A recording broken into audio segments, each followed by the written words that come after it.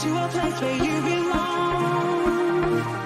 Give it strength to carry on. Open your heart, set your mind at ease. Live your life and you'll be free. We're gonna rise, rise, rise. Keep on rising, rise, rise, rise. Keep on rising,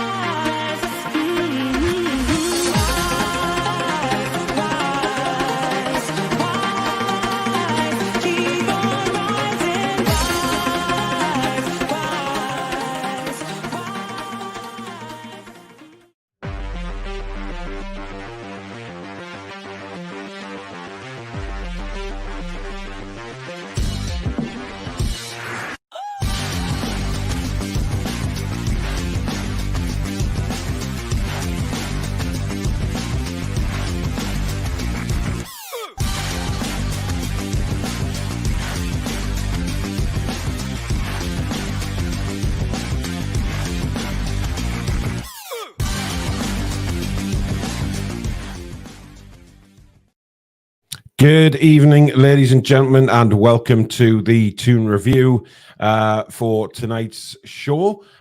Review show, stroke transfer show. We'll have a little chat about possible incomings and targets and things like that during the show as well.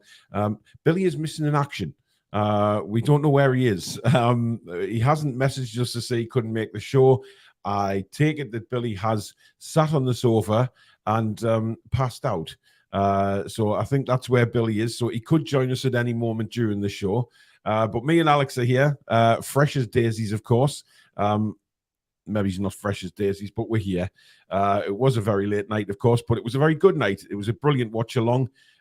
We had some, over 1,800, I think, at one point watching, which was incredible. We had a steady 1,600 throughout the whole stream, which was absolutely incredible. So we had a lot of people from the UK watching, of course, but we also had a huge amount of people from overseas watching the watch along as well. And it was a decent game, despite the first 15 minutes, which I'm sure we will talk about, because many things have already been said about the performance. And just as we talk about Billy Bob, there he is. There he is. Good evening, sir. Good evening to everyone. And were we right? Had you just sat on the sofa and passed out? Yes.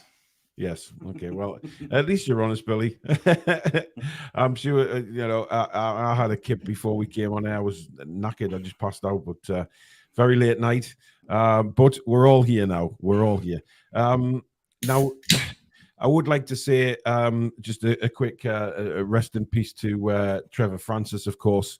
The first £1 million player who sadly passed away today after a heart attack. Only 69 years old, very, very young, not an age at all. And again, taken too soon. But I mean, Billy, you'll have more memories of Sir Trevor than everybody else, I guess.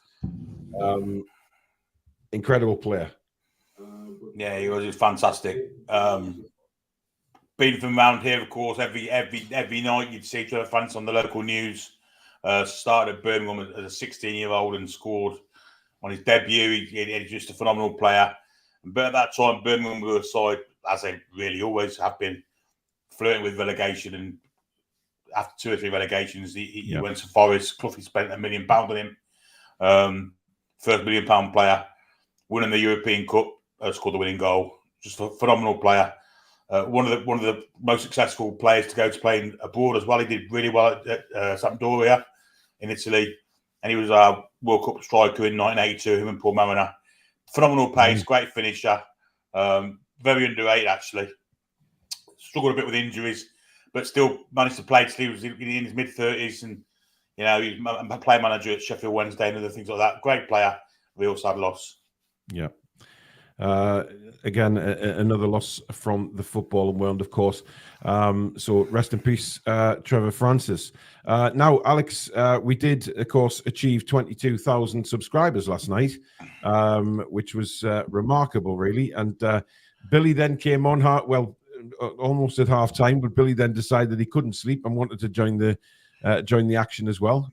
So yeah, it was great, and to surpass 22,000 is monstrous. It really is, and we keep going, we keep building, and we see how high this channel can actually go.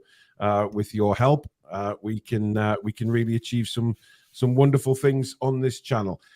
So if we start with last night, Alex, I mean, look, it was a confusing tactics or lineup or whatever formation, whatever you want to call it. We couldn't understand where Miggy was playing because he was sort of out on the right, then he was cutting in when Murphy was already on the right. It was a little bit off balance, really. But I mean, you've had a look at analysing it again today. I mean, what's your thoughts on it?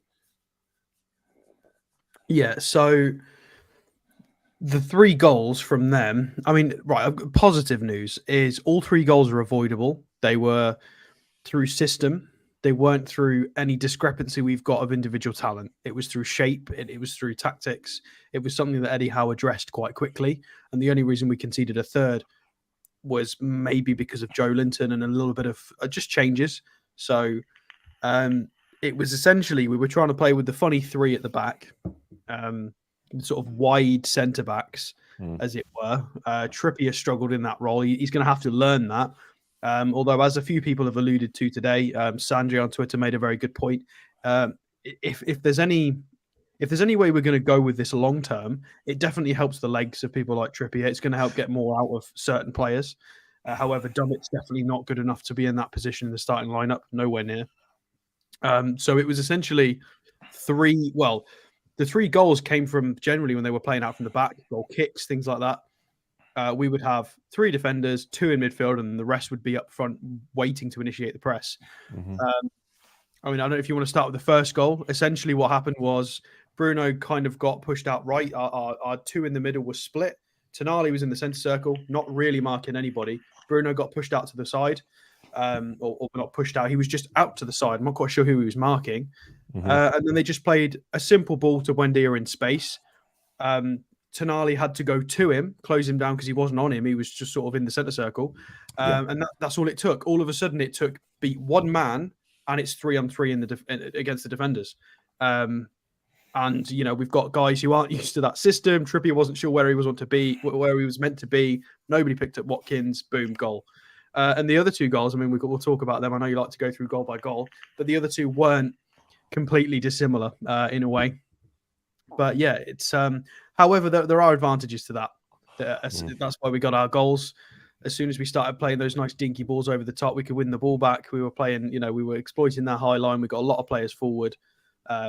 Obviously, Elliot Anderson had a stunning performance. Just before we go on as well, I'd just like to say that a massive shout out, of course, to Shaka Hislop as well, who collapsed last night. It was awful that to see. It was horrible. But we believe that certainly, judging by reports today, that he is he's recovering well. He's up. He's conscious. He's talking. But they haven't released what the problem might be.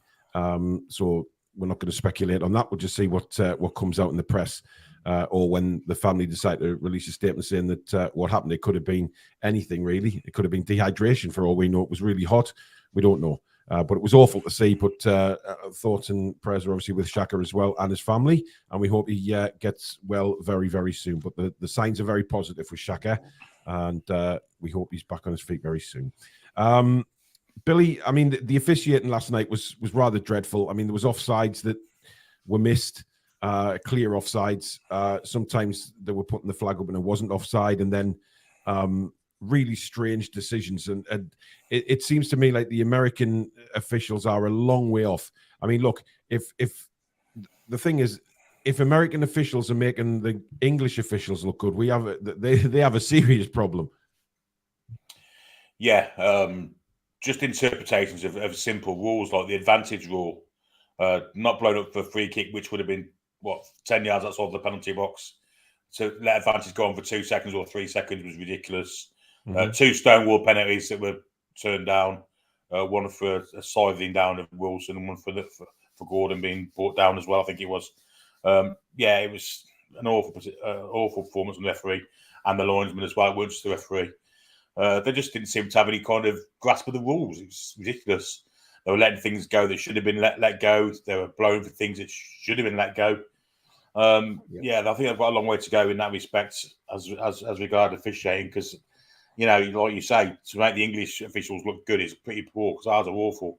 They were a level below, really bad. Yeah. Now, I am seeing a lot of people in the chat saying about people coming in the chat last night and putting spoilers in and things like that. It is very, very difficult for us for that not to happen, because, you know, we can't foresee it. We can't see into the future and see what people are going to put. These people come into the chat and are determined to ruin it for everybody else. The only thing that we can do as a channel is on the watch alongs, we change the chat to subscribers only. And then if you want to comment, you have to be a subscriber. I think that's a fair way of doing it. And of course, everybody that subscribes wants to subscribe for a reason, because they want to be part of the channel.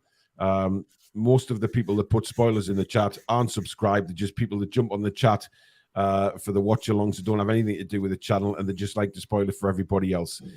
So we are working at something, but it looks like it's going to have to be subscriber only to make the watch alongs a bit more enjoyable for everybody without loads of spoilers coming in.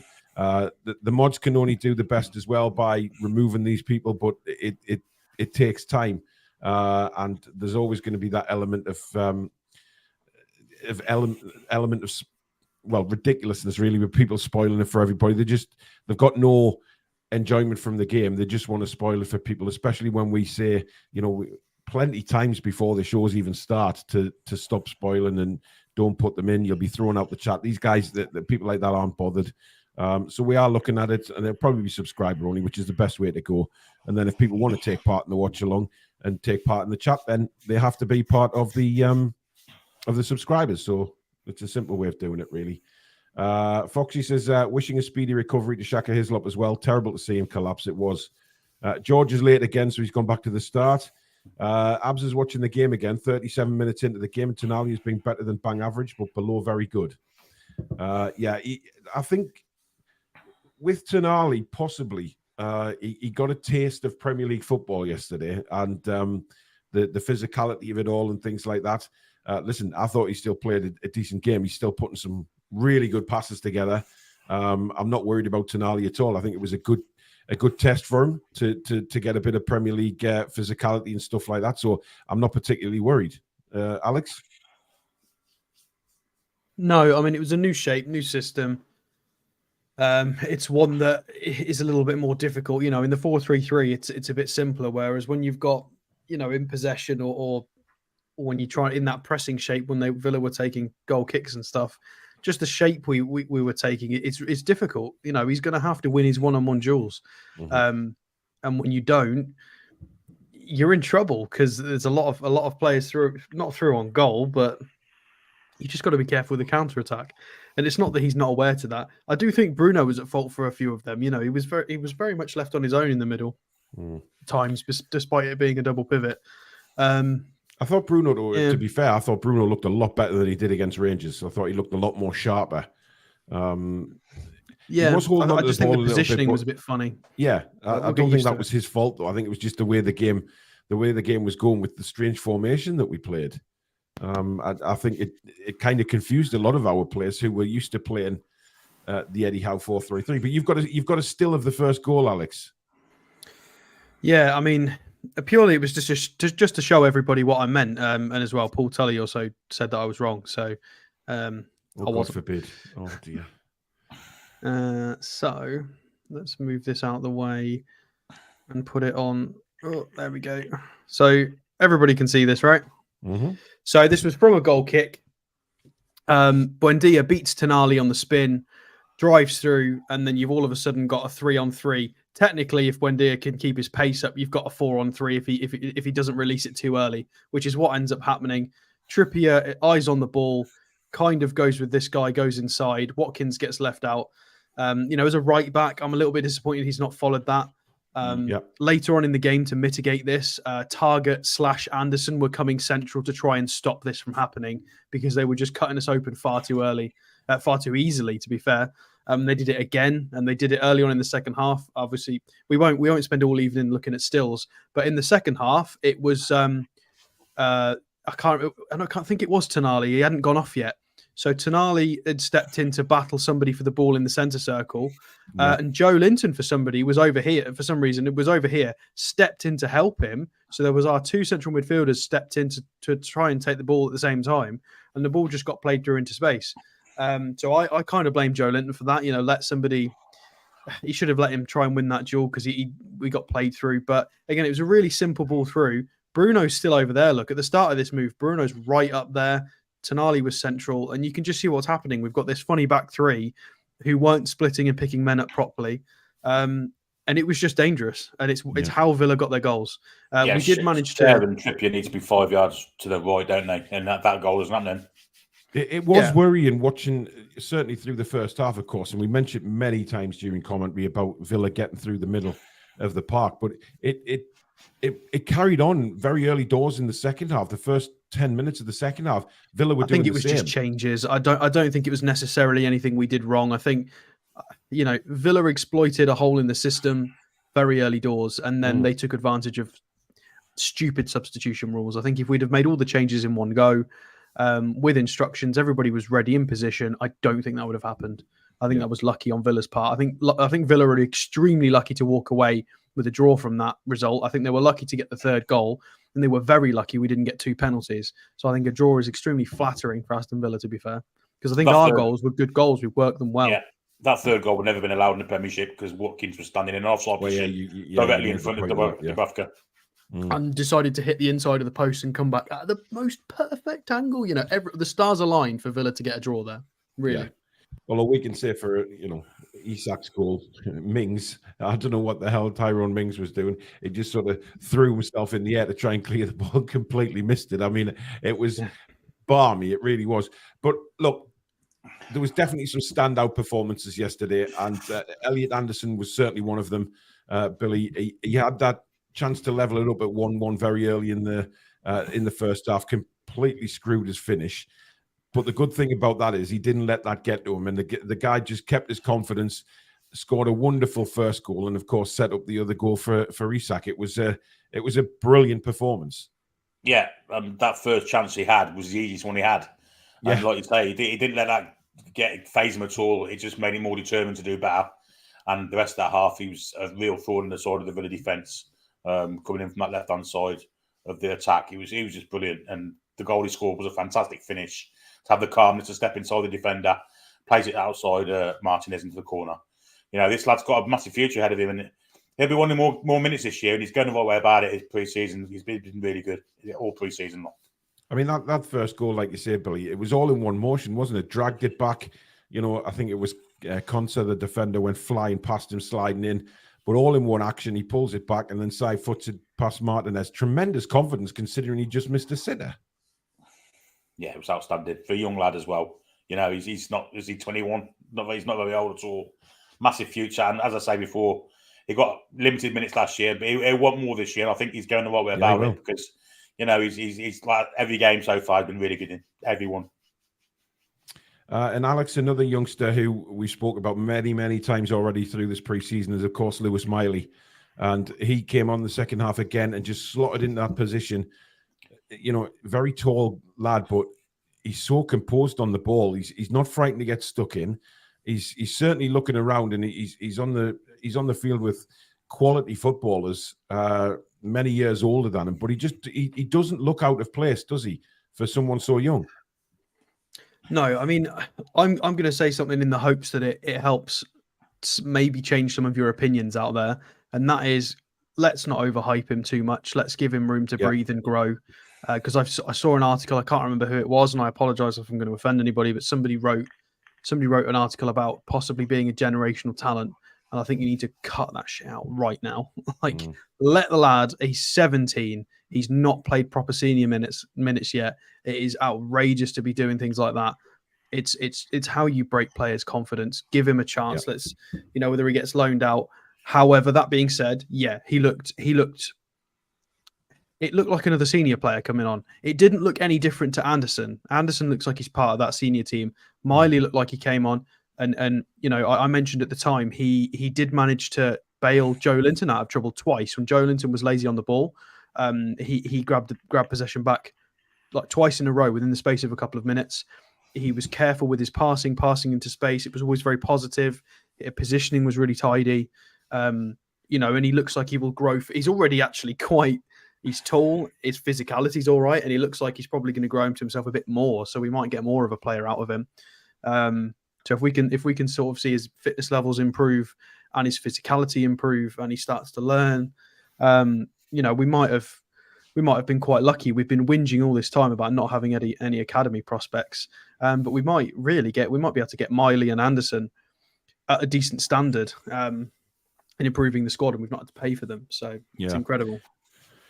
Billy, another performance that I thought was certainly worth a mention was the skipper, Jamal Lascelles. He played the second half and looks. I've seen a few comments online today saying it looks like he's been Eddie Howd, i.e., his improvements. And it was funny throughout the second half. I think we were our offside trap didn't work, and for the first time ever, Alex said it wasn't Lascelles. It was Botman playing them onside, which was crazy. But he looked a lot better yesterday, and of course he hit that fantastic ball for Harvey Barnes in the second half, where Harvey cut in and had a shot. So do you think maybe now looking at Lascelles, I mean, I know it's one half of football and we can't get too carried away, but does that take the pressure off maybe trying to bring in another centre-back? Do we let Lascelles stay for another year? It's a tough one, isn't it? It looks to me, for starters, like he's slimmed down a little bit. He's regained a little bit of pace that he had before. He had a couple of foot races that he won yesterday and had to win and did win them.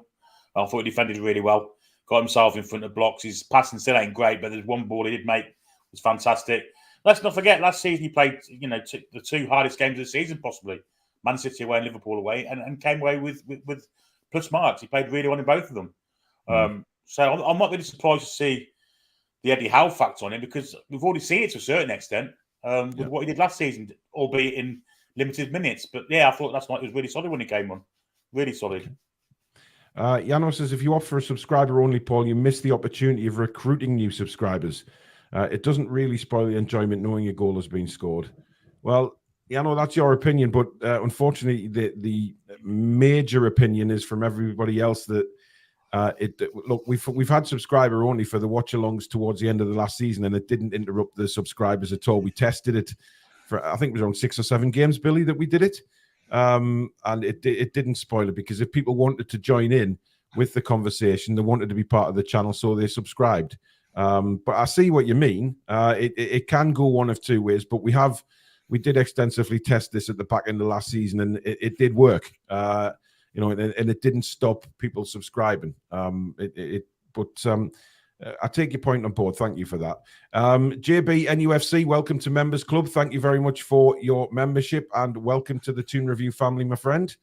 Now, Paul Dummett was terrible. Botman wasn't on form. A few offered. I mean, Alex Dummett really. I mean, I'd be worried if I saw Dummett in the starting 11 unless it was against a lesser team, obviously in a cup game or something like that. But I'd be very worried to see Dummett's name on the team sheet for a Premier League game. Yeah, I would agree. I think you've got to give some people the benefit. I think you've got to give most of them the benefit of the doubt. It was a very different shape. Villa started pretty much a full strength 11, using their standard system, shape, formation. Going into that funny 6-2-2 nonsense that they do. That's very effective. So we were trying an experimental system that they're not used to, with some fodder in there like Paul Dummett. You got to give him a break. It's fine. A lot of people are crying out saying, "Oh my God, we need defenders. It's panic stations." Well, no, we played a wonky shape with Paul Dummett in it. Yeah. And yeah, what do you expect? Like, it's fine. Would a new left back who's slightly better improve us? Yes. But, we just can't. We can't throw our toys out of the pram. We've got to.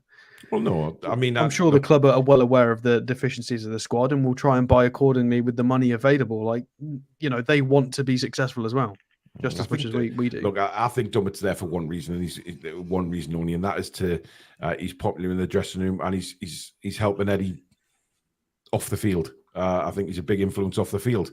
And Eddie made a point of that in his press conference and saying that the same about Jamal Lascelles, of course, that he was a big influence off the field as well as on it. And I have a feeling that's what the situation is with Dummett. He helps with, obviously, the younger players, helping them settle in and things like that.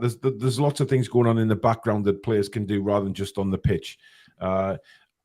For me, I find it strange he was given a contract anyway. I really do. I think one of the youngsters could have benefited from that rather than Paul Dummett, but Dummett's kind of been rewarded, I think, for his length of time he's been with us.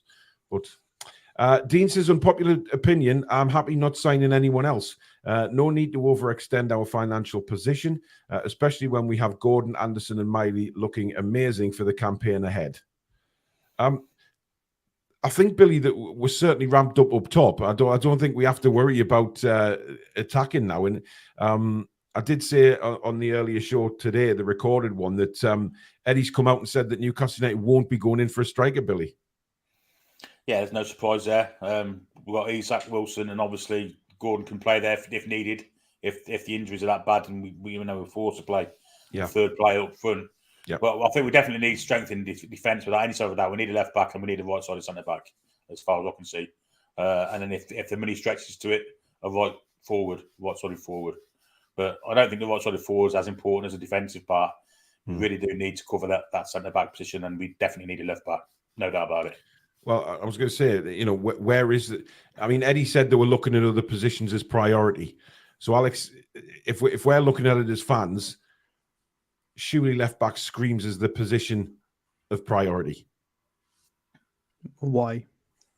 Well, I haven't been impressed with, I said a couple of weeks ago that Matt Targett could be the man to take the left back role. I'm still not sure about that, to be honest. And Dan Burn, I'd worry in the Champions League. I think we need a quality attacking-minded left back who can also defend. And there's a couple out there. We know there is, but okay. I don't. Is the same not true of right-sided centre half though? See, I don't know because I see Jamal Lascelles and I think, is Eddie looking at Jamal as that right-sided centre back coverage? I think he is. I don't particularly see. Is he not looking at Matt Targett or Dan Burn as that left back coverage? See, it's tricky. To who though? Coverage to who? Which left back? To each other. Oh. Burn. We got into the Champions League with Burn playing all the minutes at left back. You guys know I wasn't a big fan of using Dan Burn in that system. I wasn't the biggest fan of it. Years, Alex. However, I'm going to defend him and just say, look, the club are looking at both positions. It's pretty clear. There's the Livramento stuff. It looks like it's true. It's not in the know stuff. It's been very highly reported by a lot of big sort of journalist outlets. It's definitely true that we've been interested. Mm-hmm. There's the Disasi links and there's the Livramento links. It looks like in an ideal world we try and strengthen at both, but it depends what's available. I think the club want to strengthen in both. They're well aware of our deficiencies. It's just a case of how far can we stretch the books this summer. I think they agree. They're well aware of where we need to improve. It just is what it is. What's your thoughts on it, Billy? Because I worry about Dan Burn's pace a year on again from last season. Can I just add one more thing? Sorry. Yeah? How did we end the last window? Didn't we end it a bit? Because we did the deadline day show, and I think everybody was a bit like, we could have done with one more. Everybody was panicking. Yeah. And we had the best season we've had in 20 years. And then we brought in Gordon, who didn't really feature that much. He was kind of learning. So we finished last season's summer transfer window. Everybody was kind of panicking, going, we could have done with another one, really. We're a bit short, and it was fine. So I think you've just got to trust the process at some point. Billy?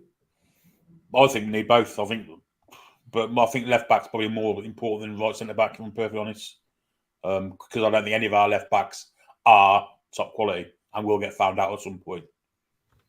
Yeah, that's my concern. I don't think, and that's nothing against Matt Targett or Dan Burn at all. I don't think. I don't agree. I don't agree. Who would you prefer? Who would you prefer to have for 20 games? Jamal Lascelles or Matty Targett? 20 games in a row. If we get an injury, if somebody gets snapped, let's say if Dan Burn gets snapped and Target has to play 20 fixtures in a row, or Fabian Schär gets snapped, and then obviously Lascelles has to play 20 fixtures in a row. Which is worse? I think having Lascelles for 20 fixtures is worse because I think he will get found out a lot more. I agree, Target's not the best, but I think he'll get found out less than Lascelles will. I don't see any difference, to be fair. Nah, I see your point, Alex. I do see your point. I think it's close, but I'm just playing devil's advocate. I think if we're looking at improving and getting quality all over the pitch, which we clearly want, we want players. I'd love to see a left back come in to a similar standard of a Kieran Trippier, who can go forward, who can defend, who can read the game very, very well. I think, yes, Dan Burn has done brilliantly. There is no doubt about that. And I'm not going to sit here and have a dig at Dan Burn because I think he's been wonderful for us and done a great job. And as has Matty Target since he come in. Of course, he came in on loan for that half season, did brilliantly, covered left back superbly well, got us out the trouble we were in. But I think there's only a certain level that these guys can get to. And I think they're at that level now. But moving forward, we need that extra little bit of quality with, just somebody who can help out up front, Alex, is what I'm saying. You were talking about it a lot last season. And, of course, Maxi suffered probably because he didn't have that overlapping left back. We said many times that we'd love to see Maxi play with an overlapping left back who was bombing down and could put crosses in. Matty Target does that to a degree, but is his quality there? I'm not so sure. Dan Burns certainly doesn't do it enough and can't do it, in my opinion. He's not that kind of player. I'd just love to see a left back similar to the right back, who will both bomb on and who will both defend very well and can read the game brilliantly. Yeah, it's one of those. Look, I'm just trying to temper people's expectations because I know it's no doubt the club will try that. There's a bunch of people saying in the chat, "Well, Alex, we really need a left back." Yeah, I know. I'm fully aware. I agree with you all. But it depends on what's available. Do you want us to go out and pay 50 million for Disasi and then nearly 45 for Livramento? That's like 95 million. On are they worth that much? Can we afford that? No, not at the moment. Absolutely not. I mean, think about it. Think at home. Think about it now. How many fullbacks are in this squad? How many fullbacks? Too many. Too many. More than 10? Yes. We've got like Trippier, Ashby, Manquillo, Kraft. We've got Lewis, Dummett, Burn, Target. I mean, that's 8. Who am I forgetting?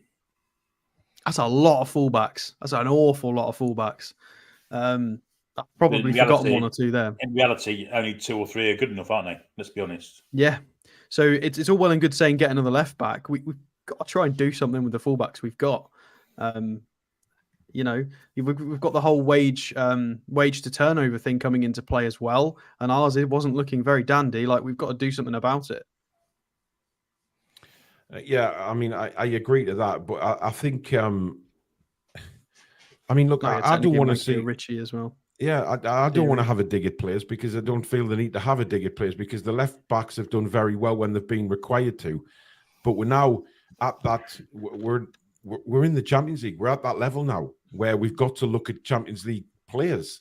I know we can't get Champions League players in every single position in one transfer window. That's just not going to happen. We have to build our FFP, etc., for that to happen. But it's. I think if we were going to bring one more player in, and I think Billy, you said that, a left back would be the position that I'd like to see somebody come in. Yeah, I think it's 6-2-3 to be fair. I mean, as much as I don't want to see Dan Burn go up against Real Madrid, I also don't want to see Jamal Lascelles go up against Real Madrid. It's 6-2-3s. Yeah. But the thing is, it's Vinicius not exclusive. Jr. marauding down against one of them. The thing is, it's not exclusive. Both things can happen at the same time. So I think we need both. I really do. I mean, look, you're saying about Vinicius Jr. bombing down but listen, Lascelles did very well against Haaland. Let's not forget different kettle of fish. It was a physical battle, and Lascelles is good at those things. Vinicius Jr. would tie his shoelaces in knots and make him fall over himself. Right? So he'd be going against Kieran Trippier. He wouldn't be going against Lascelles. He'd be cutting as soon as he beats his fullback, which he will. He will beat Trippier more than once. Who's he running at? Well, when Jamal cuts him in half, we'll all be Well, stood yeah, on I'm the sure he's seats. going to do that. And he'll do that Celebrating a thing where brilliant tackle. it's that one where whenever somebody beats Trippier, he just runs out and clatters them at the sideline. He's done that a few times. Well, he has. But look, it's an interesting debate to have, isn't it? Because which one does he look at? Or does he look at maybe But buying... I'll give you one thing. One important thing in this. If we get rid of Lewis, I think we'll get a left back. If Jamal Lewis goes, which there's been flirtations and rumours of this. At the minute, yeah. Yeah, if we can get rid of one of that kind of player, I think they pull the trigger on something like a Livramento or something of that nature. I think it frees up just enough wiggle room to go and do that and be a little bit more confident in the deal. Jamal Lewis wasn't involved at all yesterday, and obviously reports have come out today about interest from West Brom. We don't know how far down the line that is or anything like that. I mean, Sean Longstaff was left out yesterday, but that was purely just because he'd been involved in the first two friendlies. Now, the thing is, and I brought this up on the show earlier on today about Livramento. Newcastle have come out and said that they're getting very, very frustrated with Southampton because they keep moving the financial goalposts. And this is with regards to the sell-on fee that Southampton have to pay to Chelsea. Now, that's not Newcastle United's fault. That was put into the deal when Livramento went there. And Southampton, to be fair to them, are trying to get money to cover that percentage fee as well. So you can understand what they're doing, Billy, but when they're agreeing fees with Newcastle and then changing the goalpost the day after and then moving it back again, you can tell the frustration. But what the report did say was that Newcastle United haven't walked away from it because they know what an asset Livramento would be to bring to the club. Yeah, that's not the best thing to say. That's kind of saying Southampton, yeah, we're not going. We'll just bring it down a little tiny bit. We'll pay more. I think they should have walked away. I'll be honest with you. I think they should have walked away. I think they should have looked elsewhere by now. It's the same situation as what was with Maddison, wasn't it? And other players that we've been linked with and have supposedly bid for that the goalposts have changed. I'd have walked away by now, if I'm perfectly honest. Interesting. Alex, what do you think? Is that the whole situation seems to be a bit of a farce at the moment? I think if we don't get him now, we'll never get him. Because I think the Chelsea buyback comes into play next season. I don't think it's active now, but I think they do get a buyback clause or something, but it's not active at the moment. So I think this is the window of opportunity right now. And if I'm completely honest, I don't think we'll get him. I think they've already. I think that initial rejection and what they've said, what they've moved the goalposts to. I think that's the writings on the wall. I think that's done. I don't think that will happen. Interesting. I think we like it. I think the player would probably like it as well. But I just don't think it will happen. Again, a lot depends on Southampton's outgoings elsewhere. There's a few. Yeah, things. I mean, you never know. They might U-turn. They need cover for. Obviously, they need a replacement, but they're not going to get a replacement at Livramento's level because they're in the Championship now, of course. Yeah, I mean, it just depends on, like with Maddison, there was an alternate club that came in, gave a reasonable fee, paid a high wage. This tactic will work eventually. Like we keep walking away, and that's fine. But eventually, somebody will do it, and somebody will cave. Hopefully, it's the Livramento deal, but it's got to work eventually. Where we just say no, we're not paying that, and they come back in and say, okay, we'll do the original fee. It's got to work eventually because who's going to go back? Who's going to go back and get Livramento this year? Or they might just use him. He's a great player. They'll use him in the Championship, and then Chelsea might just come and pick him back up again next summer with their buyback clause, and then that's it. Well, it's safe to say, Alex, you have somebody here that completely disagrees with you over Lewis Miley. Colby says, no, Alex, you're wrong. Lewis is 17 and he looks 23. He's technically better than Longstaff. So you saying not to overhype him is lies. We need to get excited about the kid. Disgraceful comment from Alex. I think that's a bit strong, Colby, if I'm openly honest. I mean, lies? It's an opinion. It's an opinion, not a lie. And disgraceful, I think that's just a little bit harsh. I don't really need to answer that, do I? Because I think he's shown himself up with that comment. So okay, let's move on. Mark says Lascelles, every time he was called on last season, he never dropped a rick. 13 appearances, 2 starts. Okay, fair enough. But look, it's And also, everybody's were gonna- we counting when he came on against Fulham when we conceded? no. Didn't drop a Rick. Is that Let's not move dropping? on. Is that not dropping a Rick? Let's move on. Does that not count? Clarky says he wants to. I don't know what the conversation's going on. He's talking about something else there. There was a tackle he made in the second half that I was just in shock at how good it was. Jamal Lascelles, I think. I think Alex is right. Let's keep the pressure off Miley and let him grow. Abs says subscriber only has been a great idea. Thanks, Abs. I prefer no spoilers personally. People think they're writing breaking news and need to be first with everything. Yeah, that's what it's all about. It seems to be people thinking, "Oh, I've got to get first to tell them what's happened." When leave it to the commentators and then put a comment in. It's bizarre. NUFC Ollie says, can Billy and Alex be on more commentaries? Was liking the in-play analysis. Yes, we're all going to be part of the commentary team this year.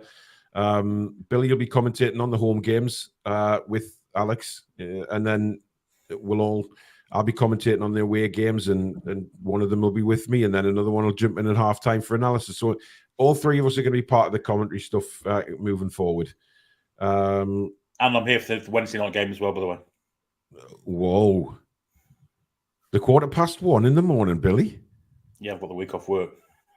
You've got the week. Good effort. Do you want to swap? Is the old back playing up, Billy? No, there is a reason behind it. I'll tell you backstage. Okay.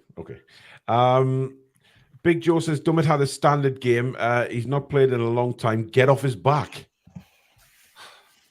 I mean, I wasn't on it. But I wonder why people get so angry with opinions. I mean, I'm no one to talk. I get pissed off with people's opinions, but Barry the Beast says, honestly, just want the season to start. Don't really care about this summer series. Well, Eddie Howe does care about this summer series because he wants the players to be ready to go, fully fit, ready for action. I know sometimes, people don't like the friendlies, but listen, we're in a better place with friendlies now than we were a few years ago. I remember going to Sutton Burton Albion in the pouring rain for a friendly, and now we're playing in the States in a summer series, Premier League summer series. We're part of the big boys now. We're not going to Burton, Doncaster, Rotherham, York City. It's very, very different now. So let's just exactly. Let's just enjoy it. Look at the fun and brilliant time that the Newcastle United fans have had in Philadelphia, right? With the fan meet and everything like that, and then in the car park having barbecues and everything. Look, that's what it's all about. It's about generating that international support like the other big clubs have in the Premier League, and that's why we're doing it. That's why we're out there promoting the club. And there's a lot of fans went over from here to join in, but there's also a lot of fans in the States or surrounding the States who could travel in to watch them as well. There's a lot of fans going to Atlanta. God help them meeting Jimmy, but they're going to meet Jimmy. And they're having a whale of a time, and that's what it's all about. But for Eddie's point of view, guys, surely it's about, looking, because I'll tell you one thing, right? People say the friendlies don't matter, but you try telling that to the managers because they're all there sitting, writing down in the notepads. Eddie was getting really frustrated, and he said last night when that drinks break came, he bollocked a few players. And so it's not all about, it's just a friendly. Yeah, just gives him a chance to make as well. We saw the three at the back. That's something he's never done before. It gives you a chance to experiment with formations as well. And didn't really do it last season as much, but we certainly are this year. And wouldn't be surprised if he went for the whole of this tournament playing three at the back. Wouldn't surprise me at all. Alex? Well, I mean, we're going to have to wait and see to Wednesday, aren't we? I think this is potentially show worthy. It depends what happens. I'll have to do it. I'll have to go and dig into that sort of formation. But is this a one-off? Is this something we're going to use for the series over in the US? Is it something he's got in mind to be the permanent formation? Is it just something he's tinkering with because we're going to swap depending on who we're playing? Are we going to jump into different systems? Who knows? We'll have to wait and see. We'll have to see on Wednesday what we play.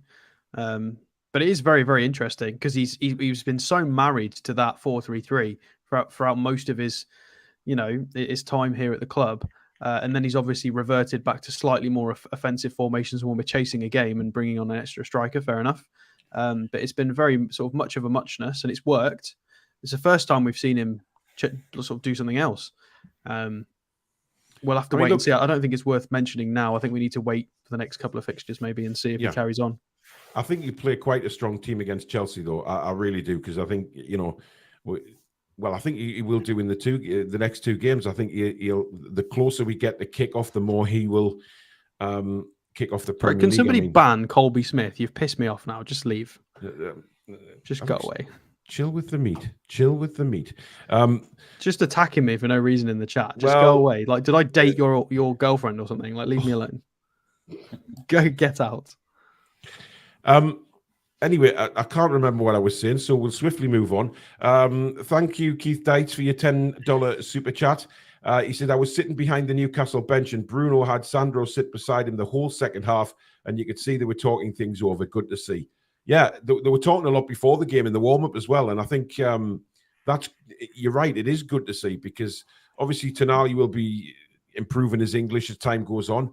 And I think if those two can get an understanding. Look, many people are saying, I've seen a ridiculous comment on social media today saying, Tonali and Bruno are too similar. They can't play together.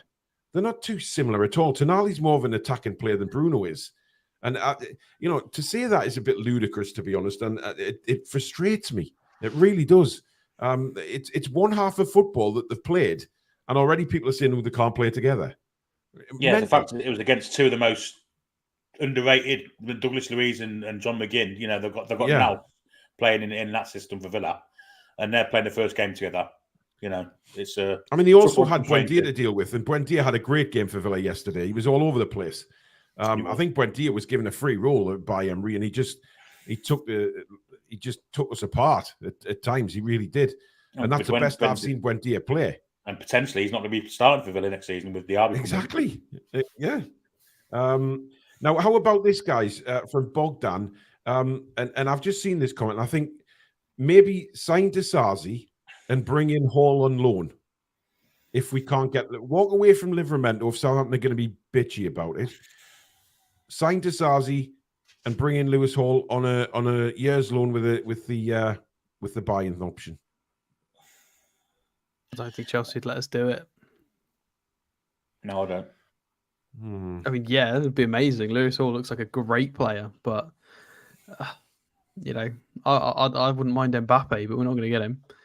Look, Chelsea are just, they're going to need to try and claw their way back into the sort of position we're in next season. They're going to be they're going to be trying to get sort of fourth at a minimum. You'd imagine they want to try and settle, be in the top sort of bracket for the first half of the season, be comfortably in the top six, and try and make sure they're not going to want to faff about and strengthen us at all. I can't imagine. So, well, it's my turn to be having a go at here. Big Joe says, Paul, what do you not understand with Dummett's new contract? We need him as a homegrown player for the Champions League. For fuck's sake, get off his back. He's an experienced player. Did you not listen, Big Joe, to what I actually said? I said, did I not, gentlemen, just say that he'd be great around the training ground? He's good in the dressing room, and he'd be a good... good for the kids coming through, show them the way kind of thing, and be a... Am I missing something? No, he's just being overly rude for no reason. But to be honest, I mean, look, you're talking about he's a homegrown player for the Champions League. I disagree with that point, because you can bring one of the kids in as a homegrown player who's probably better than Paul Dummett. So your point is a moot point, to be honest. Jesus. Let's all get the stakes out tonight. Why not? Everybody's on stake. I think the chat's on him. The chat's on him. The chat's on stake, yeah. Yeah. The stakes are out. Colby Smith is back saying, Alex made a disgraceful comment about Miley there. Pathetic thing to say about not to overhype him. Let's get excited when the last time a kid has been this good. There's overhyping and there's getting excited. We are very excited about I referenced a journalist that wrote an article saying he's going to be a generational talent. That's too much praise. Put that pressure on a player. He played, 20 minutes against Chelsea, and then we've seen him in pre-season. You can't call someone a generational talent off the back of that. It's too much too soon, and it's unfair. It's unfair pressure on the lad. Surely that's a fair comment from me. That's not me saying he's not a great player. Lewis Miley looks really good. Of course he does. But it's just about not putting too much pressure on a young kid by calling him a generational talent. Yeah. Look at all the next Messis. How many have been successful? Literally none of them. Pressure is really difficult for these young players. I don't like this when people say, "Oh, he's the next this, he's the next that." They're their own players. You know, yes, there could be similar attributes to a player that's been and gone, but they're not the next such and such. They're their own player. Simple as that. Ab says Lascelles makes the team worse in general play, but is more potent at set pieces, both attacking and defending. We need a share Lascelles hybrid with pace. Wow. If we found one of those, Abs, yes, you're right. It would be great to find one of those. I think that is Disasi, to be fair. It could be. I was just going to say that, yeah. Time will tell. Yano says we've recruited a left winger that thrives on playing 1-2s, so we need a progressive fullback to benefit from that. But you don't have to play the 1-2s with the fullback. Well, no, but I see Yano's point though. You know, those little 1-2s that break the defenses and get the like fullback what down Trippier and Miggy do on the right side, you could theoretically do on the left. Yeah, it's a fair point. Yeah. I like Coffee says as long as we have Bruno in the middle, Botman at the back, and Isaac in attack, we will win the Premier League. Just 3 players, we'll be fine. Crowtail says PIF, the more they spend in Saudi football, the less money NUFC will have to spend. PIF have set the amount of cash put aside for entertainment, golf, and all their football clubs. Yes, which by the way is billions and trillions of pounds. Have you seen their net worth? I mean, you know, it's a drop in the ocean, all this money they're spending at the minute. It really is.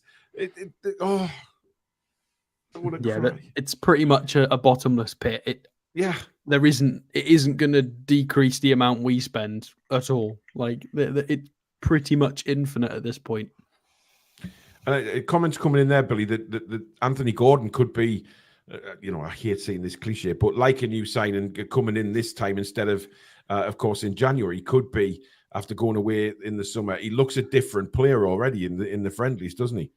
Yeah, he had a hard start to his life at Newcastle United. He didn't really impress until he went on the right-hand side, and I thought he looked more impressive there. Since he's been away with England, he, like you say, looks a completely different player, more confidence.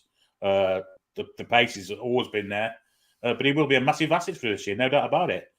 When he gets a start, there's another kettle of fish. I'm not sure he's going to be a regular starter, but he certainly will be a massive asset to us off the bench, or if he does start even.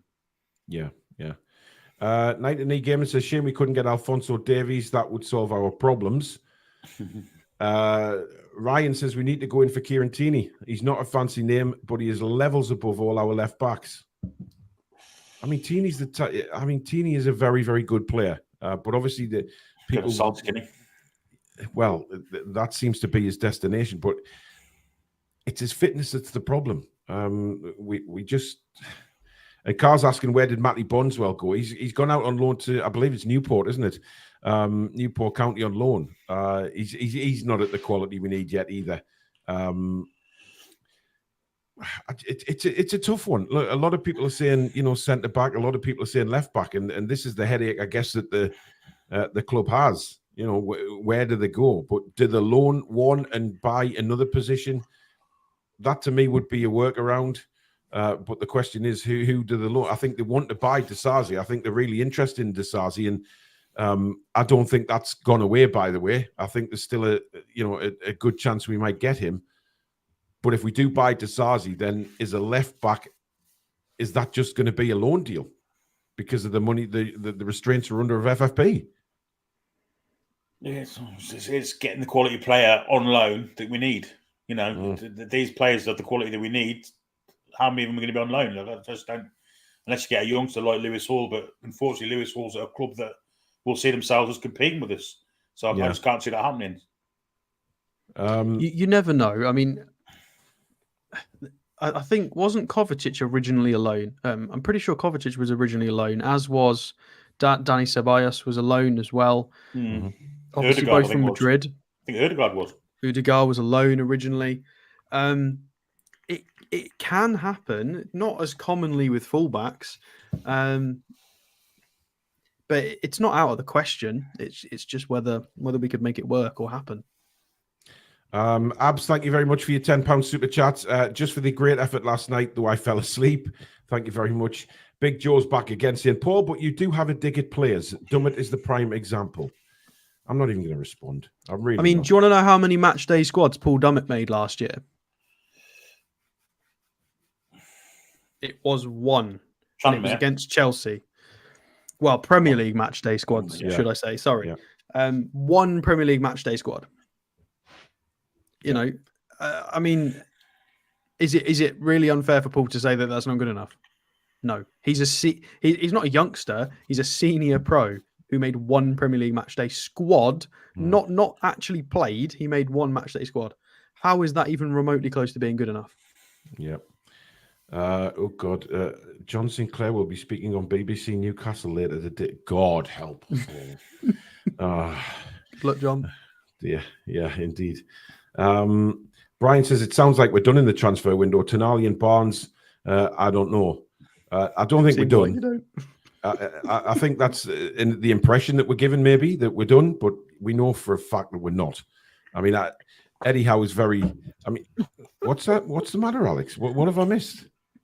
Well, it's because the comment was, in my opinion, just a bit silly, and then he's put "I don't know" at the end, which, well, yeah, clearly not. Well, yeah, but nobody knows, do they? I mean, look, Eddie Howe came out 2 days ago and said that the Harvey Barnes deal hadn't nothing. He'd heard nothing of it. Didn't know what was happening. He was hoping to get it done when Harvey Barnes was sitting in the bloody room next door. I mean, it's amazing, isn't it? It really is. Ian, good evening to you, buddy. He says, if it was one more signing, it would be left back, as Burn is our first choice. Lascelles isn't. That's why it's slightly more important.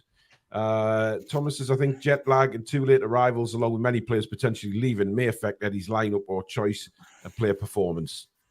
I guess there is a couple of people in that squad who will think, is my future here? Is it not? But I don't think it necessarily has a massive impact. Not in the friendlies. I wouldn't have thought. Well, they're all in the same boat. We're playing Premier League clubs. They're all jet lagged. Yeah. But they've been in the States a while. I mean, they've been in nearly a week. I mean, jet lag. They're only in. I don't know. It depends on how. I mean, they've got like club doctors and specialists that will help them with this. But I went to New York for a week, and I went twice. The first time I was absolutely fine. Second time, it destroyed me. My body clock was out of whack for about 3 weeks. I couldn't. I've been to New York a few times. It hasn't really bothered me. I've been tired coming back because that was just because I walked 1,000 miles every time I've been there. Look, I don't think it lasts that long. The flew out when they played Rangers Tuesday night. They flew out straight after the game. I'm not so sure jet lag lasts that long, but yeah, it might. You never know.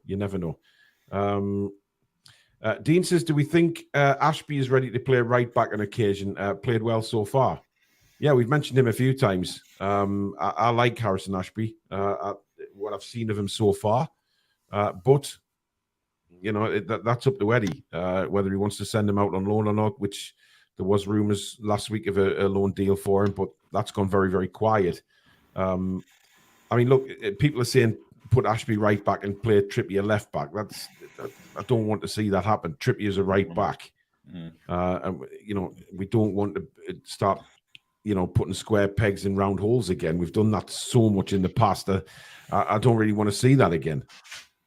No, I don't think that'll happen at all. I've seen a lot of people talk about Trippier left back. I've seen a few YouTubers talk about it as well, and I could not disagree more. I'd be, I'll apologise if I get it wrong, but I'm 100% sure that he won't play Trippier as a left back. Maybe if he absolutely has to, based on, the squad being stretched.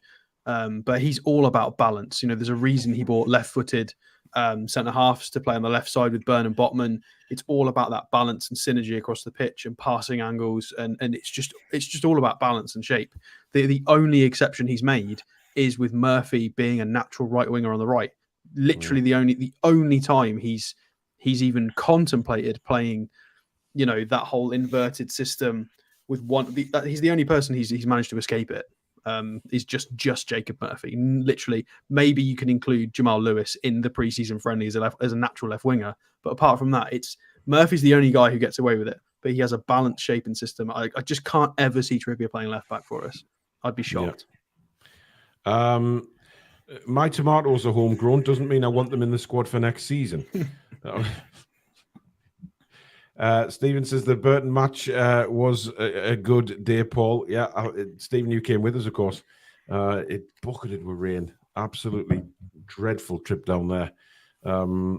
Does anyone know when the e-tickets are due for the Cellar Cup? No, I haven't had mine yet either. But look, there's plenty of time before that happens. I'm sure they'll have it. Well, I hope they've got it all scheduled, to be honest. Probably. The Mags Gaz says, question for Billy. Who's the best player we've shared with Coventry? Kilcline, Huckabee, Bellamy, or someone else? I'll go way back in time, John Tudor. Yes, good player. Yeah, excellent player. Darren Huckabee was a good player as well. I used to quite like Darren Huckabee. I don't think Newcastle got the best out of him. Norwich certainly did. I don't think he ever played for Newcastle. He was in the reserves. It was the time when we didn't have reserves. He played a few times. He did play a few first-team games. But I thought he signed for Coventry and absolutely destroyed Newcastle on his first game. He did. Back. Yeah, unbelievable. Did he partner Dion Dublin? Yeah, him and Dublin. Yeah, I thought he did. David says, as for friendlies, 14 years ago tomorrow, we were beaten 6-1 by Orient. That's how much we have progressed.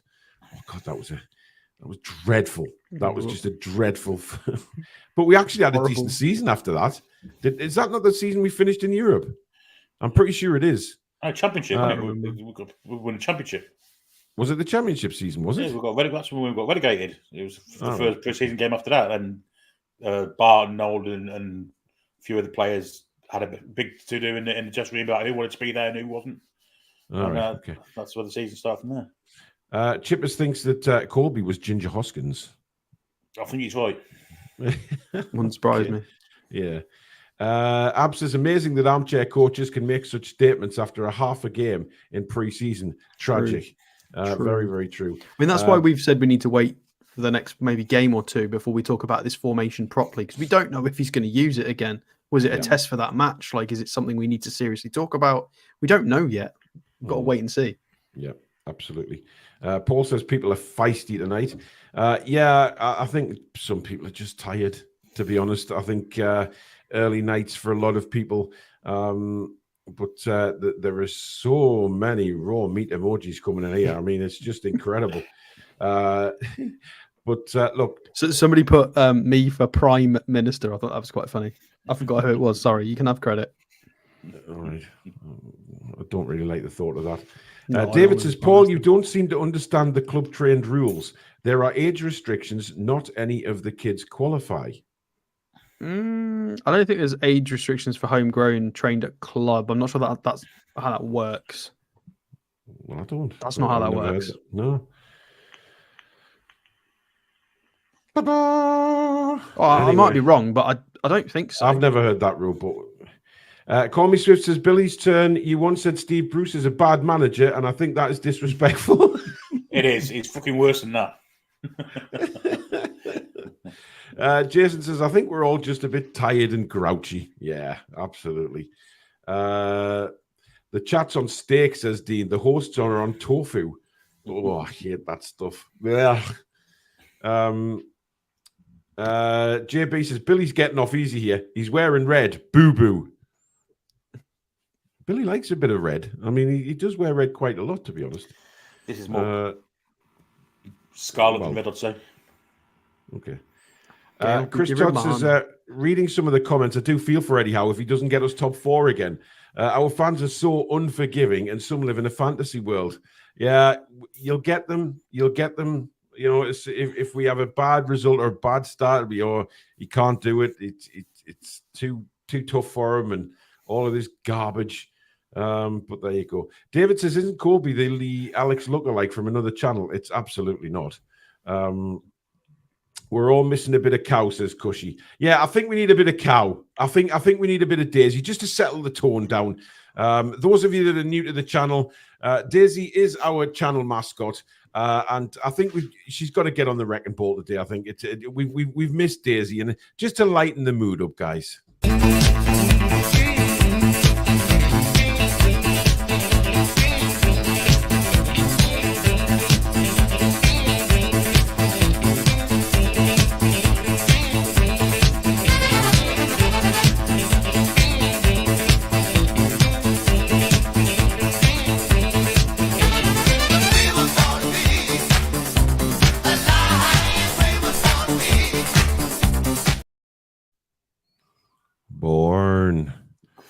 born to be alive.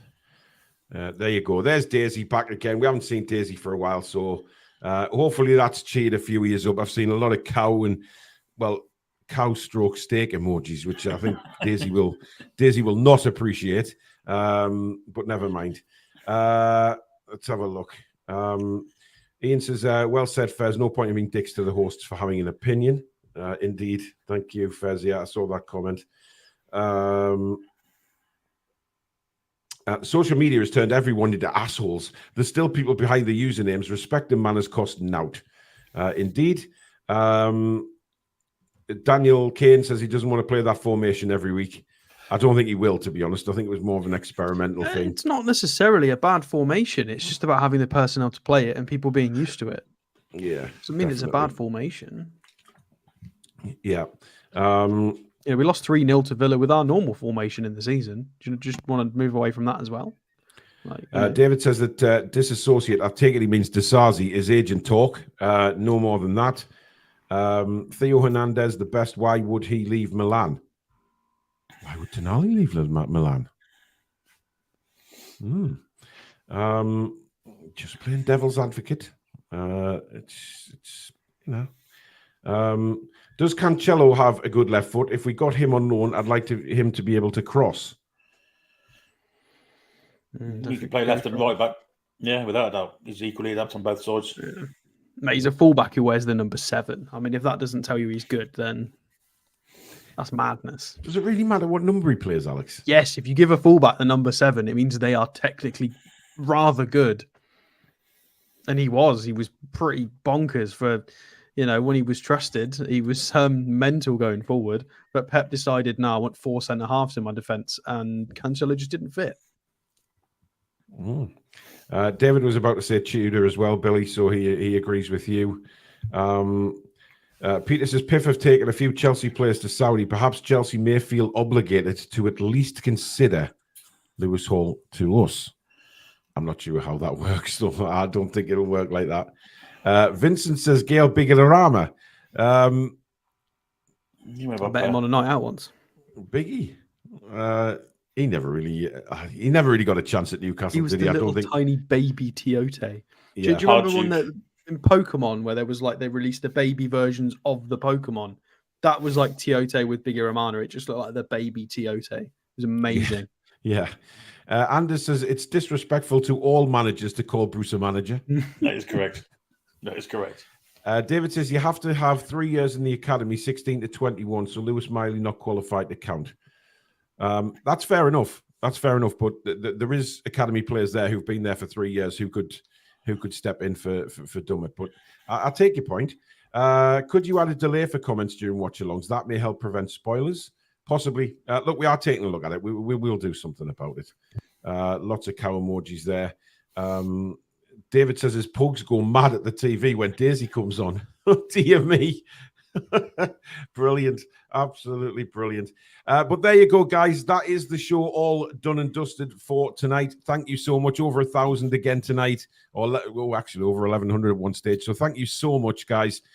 We really do appreciate the support on the channel. It is growing at a rate of knots. There's no doubt about that.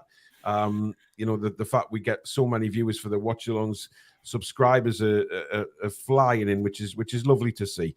But if you have enjoyed tonight's show, don't forget, before you leave, guys, do give it the thumbs up, as it's very important we stay up there in the YouTube algorithm on the search results for Newcastle, of course. And please do subscribe if you're new to the channel. It is completely free. Come and join this wonderful bunch of rabble that we have on the Toon Review. And, of course, do hit the notification bell, which will let you know when we go live, schedule a show, or we upload any recorded shows. You can become a member of the Toon Review if you hit the join button just underneath. And, of course, you can become a Patreon as well if you do wish. We are doing latest, podcasts behind the scenes, not on camera. There is plenty on there already. I've just released one today on the What's Next series that we've been doing on Jamal Lascelles. That is up there on the Patreon now. The link for that is in the description. So if you want to go and take a look at that, you are quite welcome to do that. And it is worth noting with the Jamal Lascelles one, by the way, sorry, Paul, that we recorded that before his really nice interview with Eddie Howe. Yes, we did. We didn't get to reference that because that happened later that day. So if we didn't difference that is because it hadn't happened yet. Absolutely. So, but it is very good to listen to about our thoughts on, we go through his stats and things like that. But it's a great little podcast to listen to. And of course, we're on all social media as well across the board. So just search for the Toon Review on all the socials. But thank you very much, guys. We will be back tomorrow night, and hopefully we get some better news on transfers tomorrow. Keep your eyes open for any sort of recorded news show. But we will be back at 7 o'clock tomorrow night. Probably just the latest news show again, just going through the day's news if there's any big news breaking on Newcastle. And hopefully there will be, because I think we want some more players in. But we'll see. But thank you very much. Thank you for all the new members and super chats tonight. And of course, to the brilliant mod squad, to Billy and Alex, and you guys out there. You are absolute legends. Thank you for coming back every show. We really do appreciate that. Thank you very much. And we will see you tomorrow. Good night, the new. How are the lads and lasses? Come back and check out some green.